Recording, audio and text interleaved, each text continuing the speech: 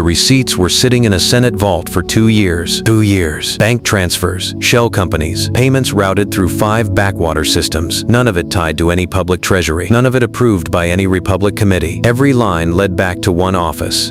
And Bail Organa of Alderaan had been quietly following that paper trail since the day Grievous first landed on Coruscant. Tonight, he showed it to Anakin Skywalker. And once Anakin saw the numbers, the Empire died before it was ever born. The Senate saw Chancellor Palpatine as the steady hand at the center of the war. The Jedi Council saw him as a powerful politician they were trying not to offend. The public saw him as the face of Republic stability. But Bail Organa saw paper. Not speeches, not propaganda, paper. Alderaan had a long tradition of fiscal transparency. Bail's world had been wealthy for centuries, but the wealth had always been audited, debated, published. Bail had grown up reading treasury reports the way most senators grew up reading holonovels. So when the Republic war machine began pulling resources at an impossible pace, Bail did not panic. He opened a file, and the numbers did not add up. At first, the imbalance looked like typical wartime sloppiness. Material shortages, troop redeployments, emergency requisitions, all normal in a galaxy-wide conflict. But one column kept nagging him. A category labeled Covert Operations, Chancellor's Discretion. That line item alone had grown from a few million credits to over 40 billion credits in under 2 years. 40 billion. No named recipients, no listed systems, no audit trail. Just a single security seal that only one person could unlock. Bail pulled what his staff could get.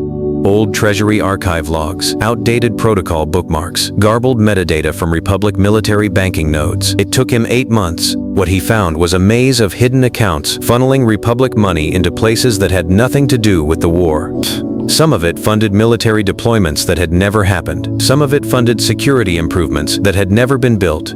And a strange, growing portion of it had been routed through the same handful of obscure banking institutions that no senator had ever heard of. Institutions registered on a world called Munilinst. Bail did not know the name Darth Plagueis, but he knew the Munes. He knew what they controlled. He knew that no Republic leader had any business quietly funneling war funds through a Sith-aligned financial network. So Bail did what a careful senator does. He waited. He watched. He built the case file one transaction at a time.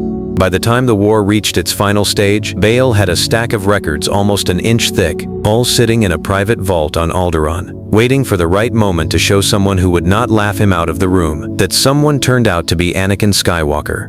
It would have been easy for Bail to go public. That is what his allies kept telling him to do. Mon Mothma, his closest political friend, said the Senate had a right to know. Padme, his most trusted ally on Coruscant, said someone should confront Palpatine before the war ended. Bail refused both suggestions. He had learned 2 things about Supreme Chancellors. The first was that they had ears in every room. The second was that they had friends in every agency. If Bail leaked those records without the right person backing him up, 3 things would happen. Palpatine would deny everything. The Republic media would call Bail a traitor trying to sabotage the war effort at its worst moment. And the one man most likely to do anything about it, the Jedi Council, would be too bogged down in wartime politics to act before the evidence was wiped. Bail knew this because he had watched Palpatine for 3 years. He had seen the Chancellor turn public opinion against the Jedi with a single speech. When? He had seen senators quietly disappear from committees after asking too many questions about executive security budgets. He had seen the Republic's own intelligence agencies become extensions of the Chancellor's office. So Bail did not want a leak. He wanted a witness, someone with credibility the Jedi could not dismiss, someone with military access no politician could match. Someone who would not break under pressure. He chose Anakin, not Obi-Wan, not Mace, not Yoda. Anakin, because Anakin was already being pulled apart by 2 loyalties. The Jedi, who did not fully trust him, and Palpatine, who had been grooming him in plain sight. If Anakin saw proof that the Chancellor was corrupt, he would not stay silent. He would not bury it. He would react. That reaction could save the Republic, or it could destroy Bail Organa forever. Bail did not care which, because he had already decided that if the Jedi were not warned, the Republic would die quietly, and Bail did not build his life to watch a Republic die quietly. Bail arranged the meeting through Padme. It had to be her. Bail trusted her more than almost anyone in the Senate. Anakin trusted her more than anyone in the galaxy, and Padme was one of the few people who could get both of them in the same private room without raising suspicion from either the Jedi Temple or the Chancellor's office. The location was an old Alderaanian cultural office on the lower levels of Coruscant, out of sight, off the Senate grid. Quiet. Padme arrived first. Bail arrived second. Anakin arrived last, in his Jedi robes, carrying the weight of another late campaign. He looked exhausted. He always did. Those last months of the war. He had aged years in months. Even his hair looked darker. His eyes had a permanent tightness behind them. But when he saw Padme, he softened. He always softened for her. He did not realize it, but everyone around them could see it. Bail did not waste time. He thanked Anakin for coming. He thanked him again for being willing to hear something most people would not want to hear. Then he opened the file. Anakin read the first page in silence, the second page in silence, the third page in silence. Then his breathing changed. Bail pointed to one specific transaction, a movement of nearly 3 billion credits from a Republic covert fund into a Moonalist shell company. The receiving account had been closed the moment the transfer cleared. The funds had then been split into 47 micropayments and routed through 5 more shell companies, all in 72 hours. No committee approved this, Bail said quietly. No Republic department requested this. The signature on the authorization is the Chancellor's. Anakin kept reading. His hands were trembling by page 6. By page 11, he had stopped asking questions and was simply staring at the documents like a man watching a familiar face slowly turn into a stranger. Padme had seen him angry. She had seen him desperate. She had seen him terrified. But she had never seen him like this, quiet, still, watching the numbers reshape everything he thought he knew. Finally, Anakin looked up. He told me the war was killing the Republic, Anakin said, almost to himself. He said the Jedi couldn't stop it. He said only he could. Bail did not blink. And how much of the war was being funded by money no one in the Republic voted for? Anakin closed the file. He did not speak for nearly a full minute. Then he asked one question. Where is the original authorization terminal? Bail raised an eyebrow. The original machine that pushed the signature. If we can find it, we can match the device signature to other transactions. Bail looked at Padme. She nodded slowly. So Bail showed him. There were 3 terminals in the Republic complex that had Chancellor-level clearance and could push payments without Senate review. 2 of them were in highly secured areas. Alamdar. That was the moment Anakin understood the scale of what Bail was suggesting. They weren't accusing Palpatine of corruption. They were accusing him of running the war as his own private project. And that changed the conversation forever. Anakin did not go to the temple first. He went to Obi-Wan. Not the Council, Obi-Wan. Because Anakin had learned something painful in the last year. Obi-Wan would not dismiss him. Obi-Wan would not pretend the evidence was politically inconvenient. Obi-Wan would follow the truth, even if it cost him. Their meeting in Obi-Wan's private quarters was tense from the first sentence. Obi-Wan read the documents with his usual calm. His face did not change, but his hands did. He held the pages too carefully, too precisely, the way a man handles evidence when he already knows it will break something. Anakin watched him. Obi-Wan set the documents down. You're certain about this? Bail has been tracking these accounts for 2 years, and the Chancellor knows nothing? Bail believes the Chancellor authorized every one of them. Obi-Wan was quiet for a long moment.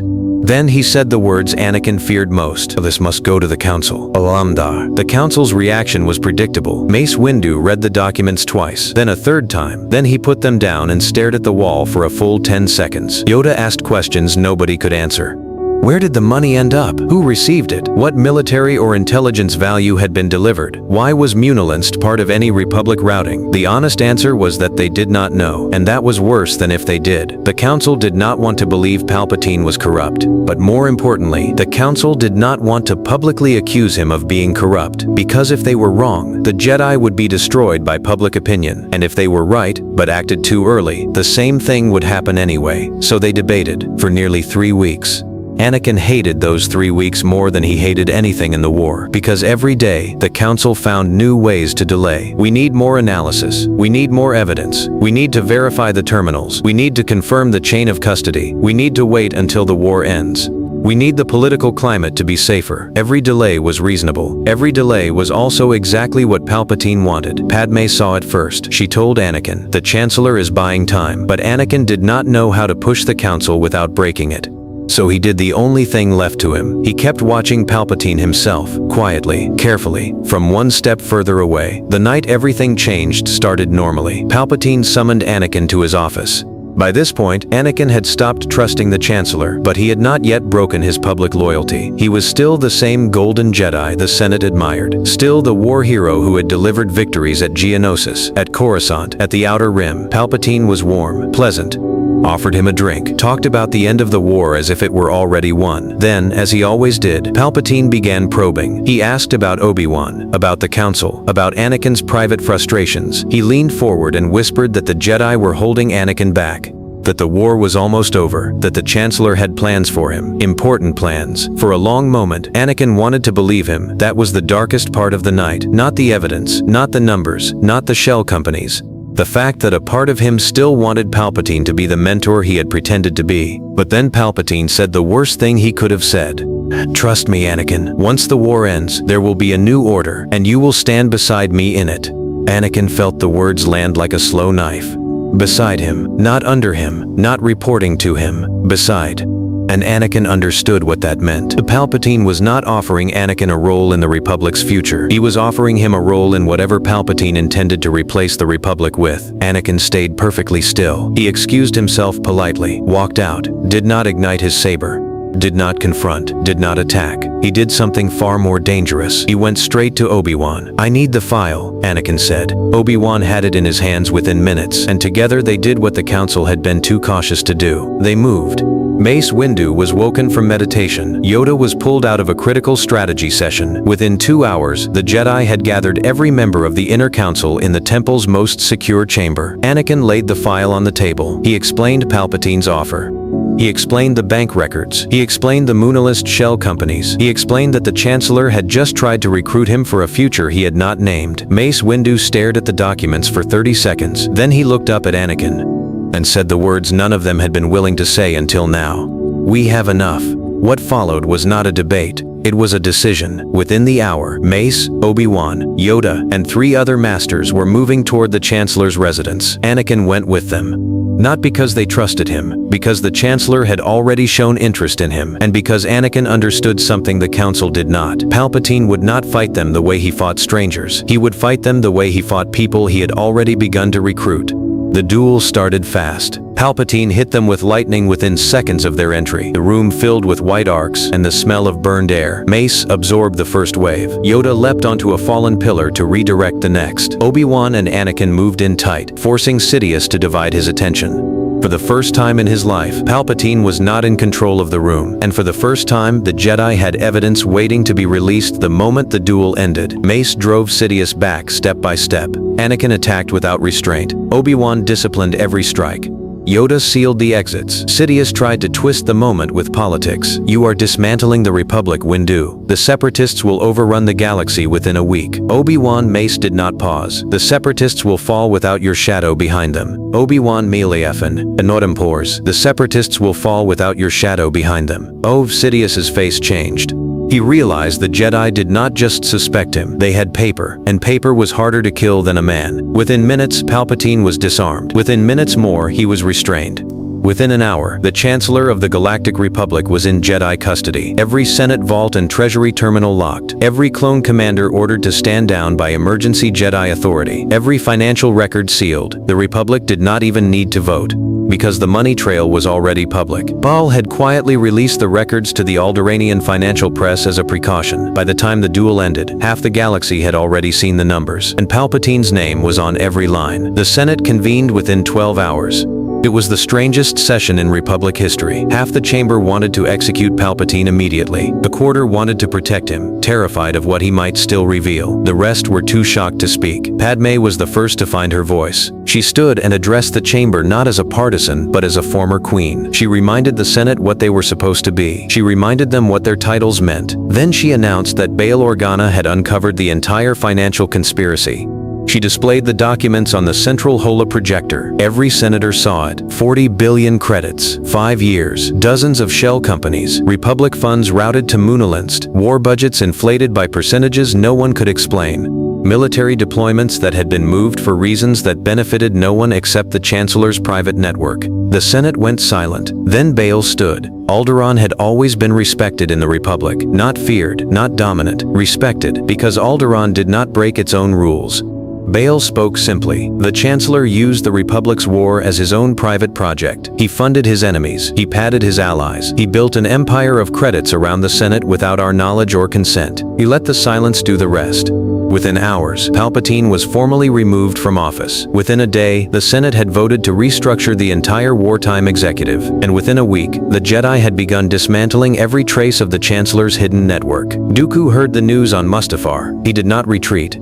He tried to rally the Confederacy, but without Sidious behind him, the war was no longer a story. It was just a war, and wars without a hidden hand behind them tend to end faster than people expect. Within 3 months, the Confederacy began collapsing. Within 6, half the separatist systems had rejoined the Republic voluntarily. Within a year, the war was effectively over, and no empire ever rose. Padme gave birth in the spring, not in secret, not in terror, not in the chaos of a Sith coup. She gave birth in a private medical facility on Coruscant, with Anakin at her side, with Obi-Wan pacing the hall outside, with Bail Organa standing by to escort the children once they were strong enough to travel. The twins came into a galaxy that had just survived its darkest year. Luke went to Tatooine, raised by Owen and Beru Lars, watching sunsets he would never connect to the stars. Leia went to Alderaan, raised by Bail and Breha Organa, in a palace that would one day feel safer than any place in the galaxy. And Padme stayed. She did not return to the Senate.